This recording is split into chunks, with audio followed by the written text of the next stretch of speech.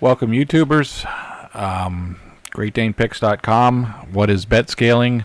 I talk a lot about how you can scale your bets or to compare various handicappers, especially in some of these contests, free contests or otherwise. It's an important topic, so I know I've talked maybe at length some of these issues, or not at length, but I'd like to talk a little bit more about it here, just to get my concept, my thoughts down here.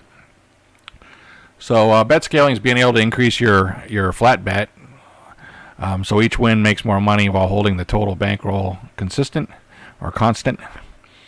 So if you have a $20,000 bankroll and you're making $100 bets, and say you're a winner, you make X amount of money. Well, if you were betting twice as much, then you would typically make twice as much. So that's what I'm talking about when I'm talking about scaling, but it means a little bit more than that.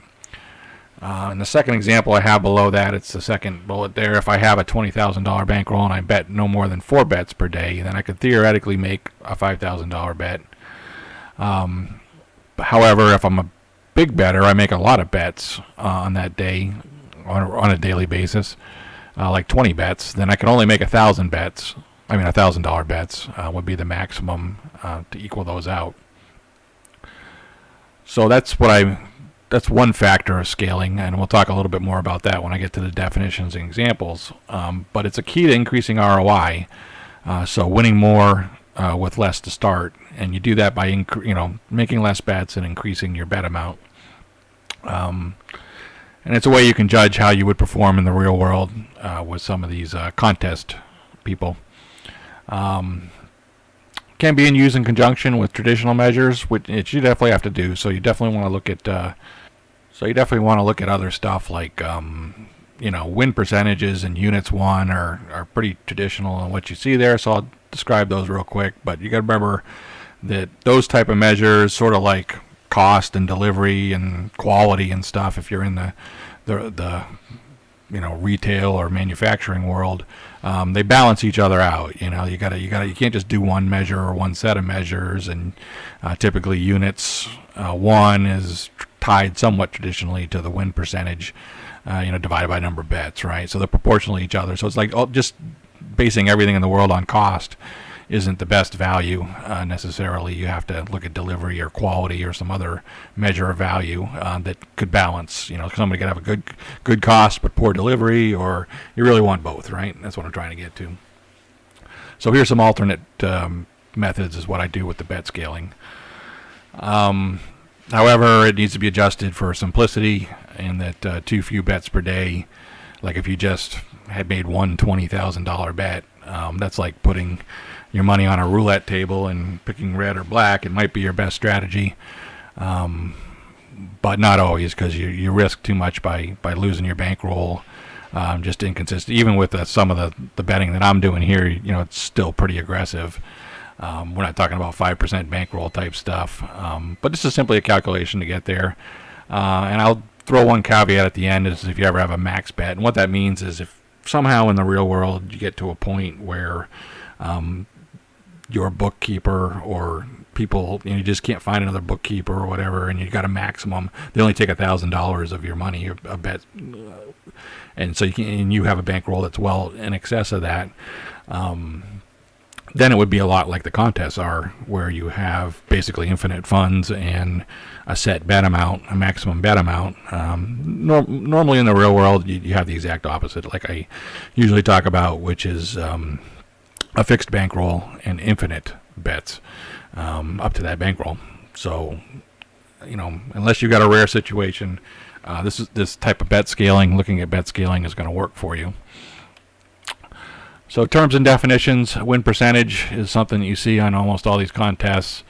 Percentage of bets won versus the wins plus losses, and you throw away the pushes, right? The ties, because you just get your money back on those. Again, you can throw out win percentages. I say this all the time if players are playing money line, because money line isn't, if you're picking a bunch of favorites, you're going to get a very high win percentage. If you're picking a bunch of dogs, you'll get a very low win percentage. Of course, you can have a low win percentage and be positive units, or you can have a high win percentage of favorites and be negative units, right? So if you look at one of my earlier videos, Office Pool Heroes, that's what I'm talking about there. Just picking wins and losers with the money line, and so that will adjust. Now, normally people just don't play money line; they play other stuff like ATS and over unders. But if they're playing any money line, that'll skew some of their percentages some. But you can use it as guidance. You can always use win percentage as guidance, because typically people with positive units have a good win percentage, right? At least above 52 or 53.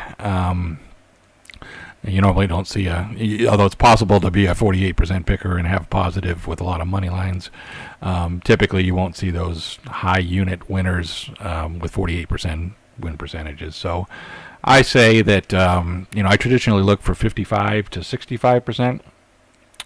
If their win percentages in there, that's could be legit, could not be legit, but for the most part, that's what I'm looking for in a picker. I expect them to be in that range. Once you get above 65, it's theoretically possible to go up to about 71. But these are typically, like I'm talking about ATS 50-50 picks. And if you do a whole iteration with that, like a million tries, right, you'll have, your statistical percentage that gets 71 out of 100 correct at a 50-50 pick. It falls outside that bell curve for a million, right? So you're 1 in a million or better, so it's generally not. If you're up above 71%, you usually just haven't made enough picks, or you're running very, very hot.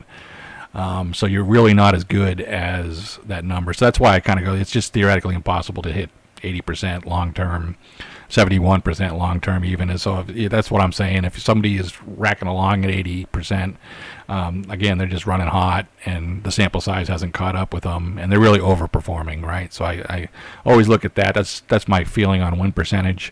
If you're just going to give me, I look at all kinds of factors. Like I said, we're talking about, like cost and delivery, right? So units 1 is the next definition, and that's somewhat derived from a win percentage and the amount of the bets and the odds, right? So it is kind of a derived number, but it's good in contests because or in somewhat in real life. So for a set bet amount, the net winnings divided by the bet amount. So if you're betting $100 bets and you're up $500, then really you're up 500 divided by 100, or 5 units. It's a way to look at life. A lot of these contests, like WagerMine, you bet in units, right? So that's equivalent to money. But it is it's a factor of money, and so it's really nice to look at units 1. But I'm looking at a different set here, because you can just go by units 1 and say, hey, they're the best. Matter of fact, that's a lot of the contests rank them. My point here is that they're not necessarily the best ROI. It only makes sense in a fixed betting amount contest. Maybe it makes some sense outside of it, but this is the only place that units 1 really make a whole lot of sense for you putting total faith in that. They do have to have positive units, some kind of winnings, but as opposed to loser. So the next 3 are custom terms and definitions that I use. The first one's MPD, or maximum per day, or maximum total bet amount per day, just shortened. So if you made 10 bets of $1,000 on any day, this would be $10,000, right? So that's the maximum total bet, assuming 10 bets was the most you bet. And again, I'm looking at a time period over here from X to Y. So I don't know, January, it could be a year, could be 2 months. What's the on whatever was the largest number of bets that you did in a day, whatever that is, and divide it into your bankroll. So you're really shooting for no more. So if you made 10 bets at 1,000 and your bankroll was 20,000, you're good to go. If it was 10,000, you're right there. I mean, that's right at the limit. So you wouldn't scale any higher than whatever you're betting right now. If it was 20,000, you could go 2,000 a day. But if you only had a $5,000 bankroll and you're betting 1,000 a day, I mean, you're making whatever 10 bets per day, then that doesn't work out for you. You need more bankroll, right? You won't be able to fully fund 10 bets at 1,000 a day, so your number has to come down to 500, right? That would be the maximum scale, or scale down in that case, or scale up. That usually a scale up thing, but that's what I'm trying to get here. So this is kind of soft, but it is one of my factors that caps scaling. Again, I say it's soft because we're going to talk about Moop next, where you could actually bet more. If you had more money somehow because you had some winnings, you could bet more than whatever this number is, right? But I cap it anyways, just to look at it real quick, because it is one of the scaling factors that shows up most often. Moop is another one, and this one's supposed to be in soft. It's hard. This is a very important statistic. I call it maximum out of pocket. And it's the largest amount of starting bankroll that need to be laid out at the start of a day to fund the coming bets for that day. So again, if you made 10 bets of $1,000 and it was the first day, you'd be out $10,000, right? Before you'd have to give the bookie $10,000. And of course, if you went 6 and 4 or something like that, they'd give you money back and you'd make a net profit. Maybe you make a profit of $2,000 that first day, in which case the second day, if you make 10 more bets, right, you'd only dig $8,000 because you'd be up $2,000 to start with when you make a $10,000 worth of bets early in the morning.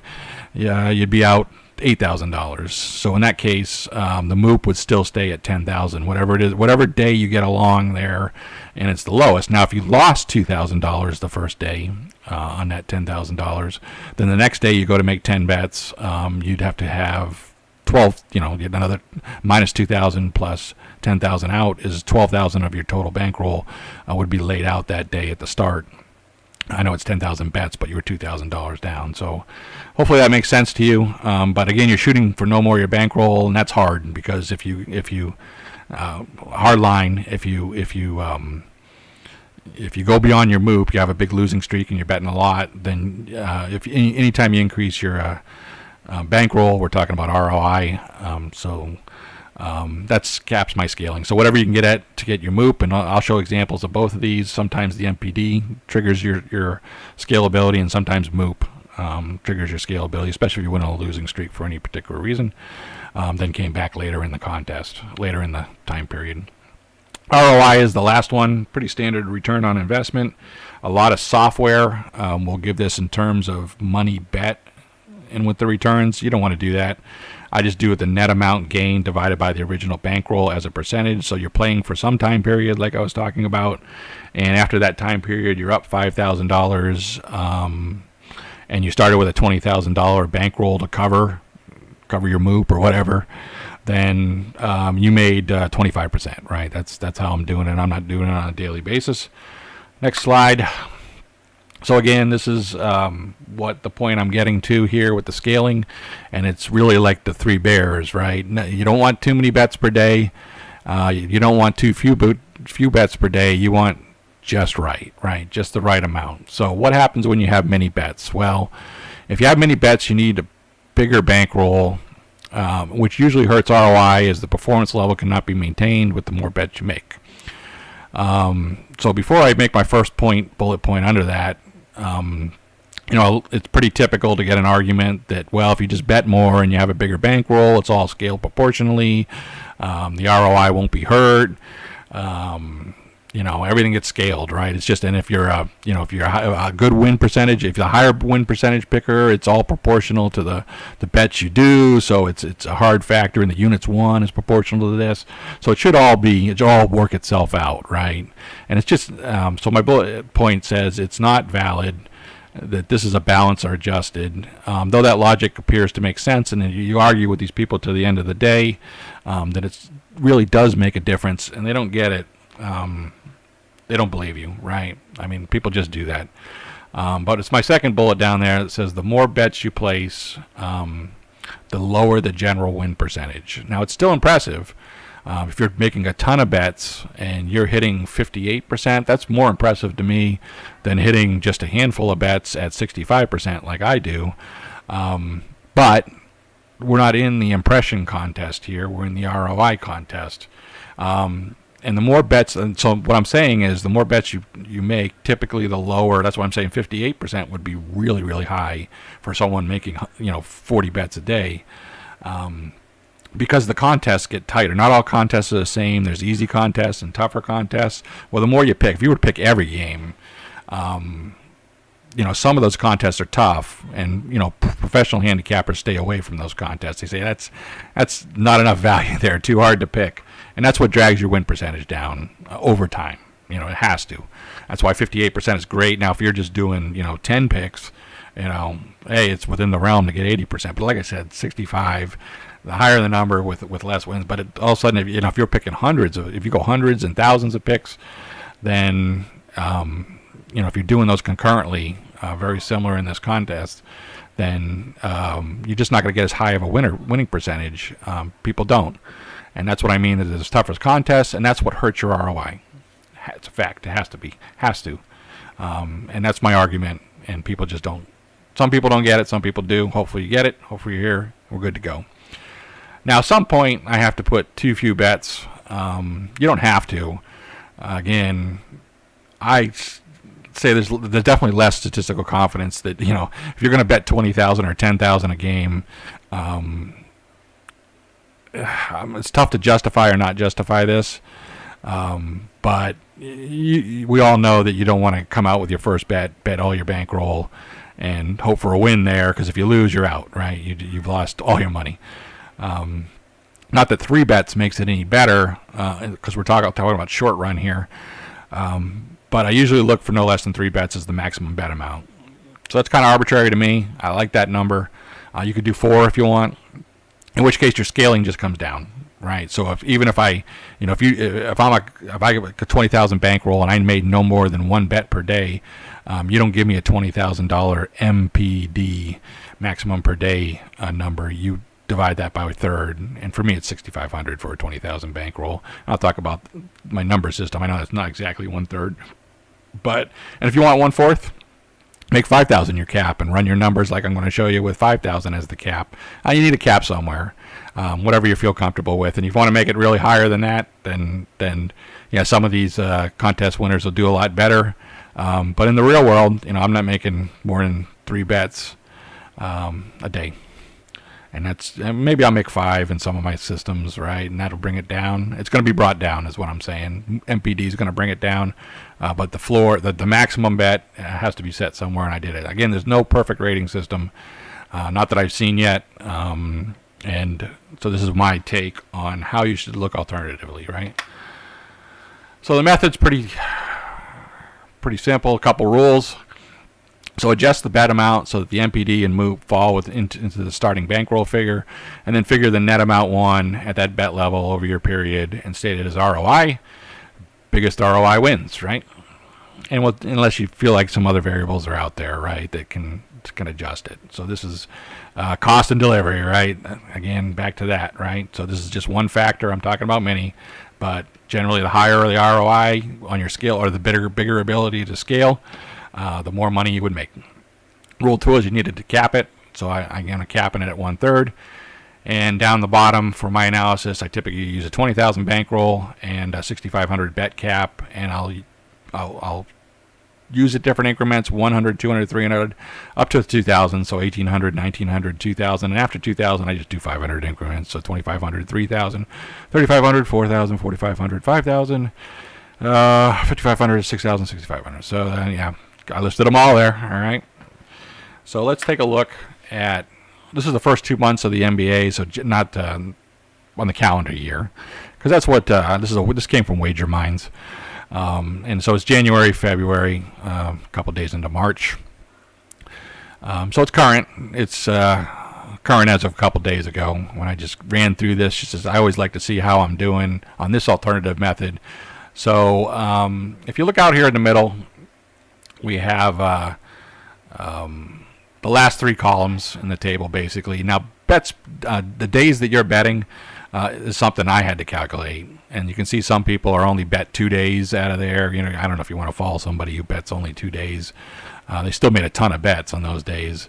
Some people bet 18, 14, 16, 40. That was a big. He's constantly giving you picks every day. 30, that's a pretty high number. And that, I know it's 2 months, right? And there was an NBA break in there and stuff. But 5s, 4s, those are lows. 13, so it's 10 to 20s mid. 30 and above, above that, above 20 basically is a lot of picks. And then there's a couple people. I didn't list everybody on this list, because a lot of these people, when I go into the second half of this video, it's going to show that they're, not worth. They only played a couple days or something like that. And how do you handicap? And they come on the scene and they disappear so quick that you're catching lightning in a bottle. But win percentage is definitely something out there. Where I talked about 55 to 65, and basically everybody, most of the people, I got a guy here that's at 53. And then I got a couple people, 88.9 and 80. Those are people that I believe are overstated right now. They haven't really come back down to earth yet, and really are just unrealistic long-term win percentage. So I can actually derate some of them. That's probably what you would have to do, is just say, hey, they were got on a really good winning streak. Exceptional, and they're not going to maintain that if you want to do their picks in the future. And then the last column is the WagerMine units.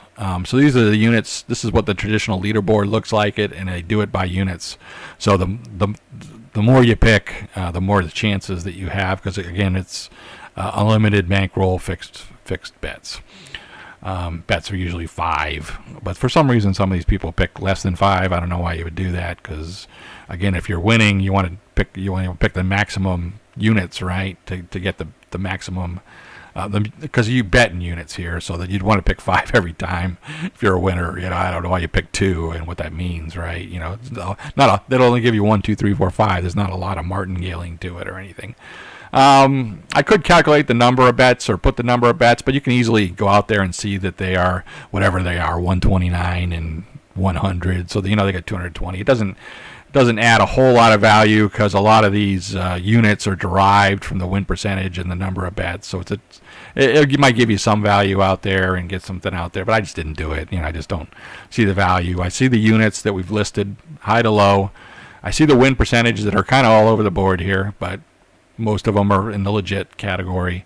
So I have my ROI calculation, and early on these first 2 columns that are numbers, I have my bet amount. Now that's what I've scaled the bet to get them into the max per day, right? Max day is max per day, and MOOP, right? According to the numbers that I've taken away from that. And again, if you watch the second half of this session, you'll get some details on how I did these calculations or how I pulled the data. And you can see some of them are pretty low. They don't have a big scalability. Other people have medium scalability, and then a couple of people, Libby NFL and Sittler 27, have the maximum scalability. So they've been capped out on scalability, and you can drop this back down to whatever you wanted to do, 5,000, and in which case bet. It's not Bet Blood, but I'm going to call them Bet Blood. It's Bet B1OOD. I don't know what they're trying to say there. So you could scale these down, and it's just all scalable here. And the lesson learned is going to be apparent pretty soon here. So if I look like someone like Vegas No All Bets, which is the first yellow one here, you can see he's got a bet amount of 1,400, and the max per day calculation came out to be 14,000. So there's maximum per day. You just divide the 2 and you get 10. His maximum day, he had a bet day with 10 bets. So that's about what he likes to bet, 10 bets. But it wasn't the capper, because again, 20,000 is what the bankroll is. When I ran the MOOP, he had a little bit of a losing streak apparently, or whatever. So that's where the 1,400, 1,500 would drive his MOOP over the 20,000. I know it's a negative number here, but stay with me, right? Is that that's taken out 19,000. If you would take out more than 19,000 or more than 20,000, more than your bankroll if you went to $1,500 bets. That's where the scalability comes in. The next columns are the largest ROI he had during the session, what his end amount was. So Vegas No All Bets ended up at $1,400 bets, ended up plus 10,816 is what you would have made, making $1,400 bets with him, and that happened to be his end ROI, happened to match his largest ROI. So he was rising, he's trending upward. But this would tell you if you had a high in between, you could skid out at that. Making a lot of bets, and we all talked about that. So that's how these numbers work. If I go down to the ROI leader, which happens to be Libby, and of course you're on GreatDanePicks.com, and this is Libby's the dog for GreatDanePicks.com. Everybody out front here, so just so if you haven't followed me on other videos, Libby's the dog, and this is the B series that's on the website, right? So this happens to be me. So yeah, I had maximum scalability. In this case, my MOOP was fairly low. I used less than half at a $6,500 bet. Now I know in the real world I do $2,000 bets. I've got some conservative, but if you got aggressive, you could have bet the full 6,500 or even more, right? Because really, if you took this max per day out and did the MOOP, yeah, maybe, MOOP has room for double the scalability. In which case, you would double that ROI. I don't know if the max per day would get you there, but the MOOP is what's important, right? So low MOOP. This capped. This is what brought this up to 6,500. And so I made basically the max. This is 3 times. So I had a day where I did 3 bets, obviously, or I've capped it at that. Actually, if I had only made 2 bets, that would have been 12,000. So I definitely made 3 bets on some day. Not unusual in that system that I have. But again, 130% ROI, 26,000 that comes out to. Now you can do a little cross check because 20 units is what I was up. Now 5 units per bet. That's 4 times the bet amount. So again, 6,500 times 4 is 26,000. And there's a little bit of change in there, so the payouts do differ on what's it called, Wager Minds. But it's in the neighborhood. This is how you can do a cross calculation. So all these end up being, if you were 5 times, you're probably 5 times the 40. So again, you're getting close to the 10,000. So give or take a little bit. That's a little sanity check. That's why the scalability is important, because that gets you that number out there. Which gets you a large ROI. So I'd make $26,000. Started with $20,000 bet. Now I got $46,000 in the bank. After going, I think she was 11-6, right? Over those 17 bets or whatever. 13 days. So there's something in there. Again, I'm just fitting in with that region at 65%, where I'm believable. And so I've got competition down here. A lot of people weren't competition, so if I just follow that back up, you got a whole hand set of people up here that make just a crap load of bets when you see the second half of this video. That's why the scalability is not real high. Matter of fact, you take this 800 and put it into 19, so he made more than 20 bets or more. This 300, whatever this divides in, he made 40 bets a day, this Menaker Sports Investing. Just hard to get a real high. That's why he's got an impressive number at 58%. That's why he's got 53 units out there in that time, betting 14 days. But his ROI, because of the most you could bet with 40 bets per day, is like $300. It just doesn't translate. Even at 53 units, it adds up to $3,200 in profit, and that's 16% ROI. It just doesn't add up to my 130. So that's why you see these high units. They look like they'd be really good winners, got good win percentages, but the ROI is not there. They just making too many bets for your bankroll, because your bankroll's fixed.